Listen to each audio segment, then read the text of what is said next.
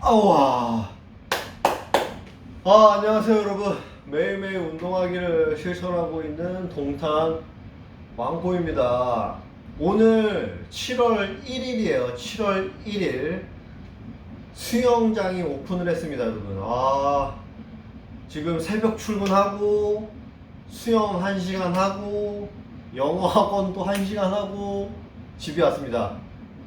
7시가 넘었어요. 8시가 다 돼갑니다. 근데 와 날씨 예술이에요.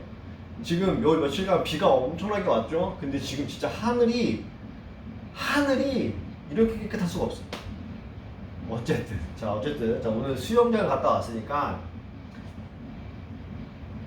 스트레칭 잠깐 하고 팔굽혀펴기 한 번만 하고 바로 저녁 먹고 씻고 다시 잠을 자도록 하겠습니다. 너무 피곤해. 지금 너무 피곤해요. 역시나 운동할 때 CNN. Watchmakers have dealt with pandemic restrictions for years. Now they want to make up for that lost time. At the end of last year, Deloitte asked Swiss watch executives how they judged the outlook for 2022. More than 3/4 of them said they were feeling positive. The industry has shown remarkable resilience in the last 2 years, going through COVID and coming out now more or less. I think watch and jewelry industry is thriving in a way, and this will certainly help. Deloitte says travelers and in-store shoppers are the lifeblood of the luxury watch industry. So for executives in Geneva, their return is a moment to savor. Something I guess we dreamed of, but didn't really truly believe it would happen until the last minute, because we've learned to adapt ourselves to, always changing environment. Jackson made history as the first black woman on the Supreme Court and the first person to make people cheer for the Supreme Court in the past 2 weeks. Jackson swearing in means that the Supreme Court, for the first time, will have 4 female justices among its 9 members. That's pretty great. That's pretty solid. And in solidarity, Amy Coney Barrett bought them all matching outfits.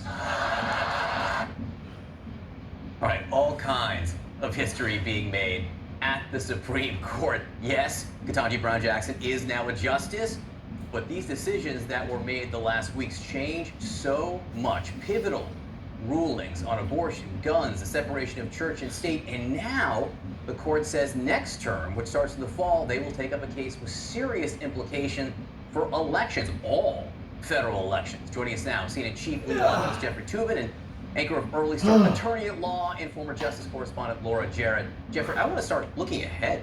Next year, this elections case out of North Carolina is just huge. Explain it to us. My son graduated from law school in May, and I told him he wasted his time studying constitutional law because the Constitution is so different now than it was in May. The voting case. The Constitution says that state legislatures make the rules for voting in each state. What the issue is in this case is whether state courts can review the decisions of state legislatures, whether they are fair, whether they comport with the state constitutions. At least 4 members of the court have said state courts have no right to intervene. And so what that means in states like Pennsylvania, Wisconsin, Arizona, these extremely right-wing legislatures with strictly gerrymandered seats can make any sort of rules they want in legislatures in their states without any sort of oversight from the courts, which would give them carte blanche to draw districts and maybe even simply declare the winners of state races. It's an enormously important case for how elections are conducted all over the country.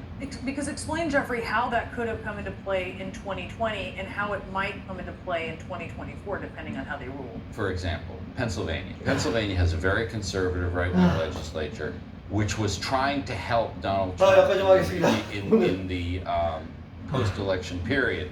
But the court said, no, you have to follow the law. You can't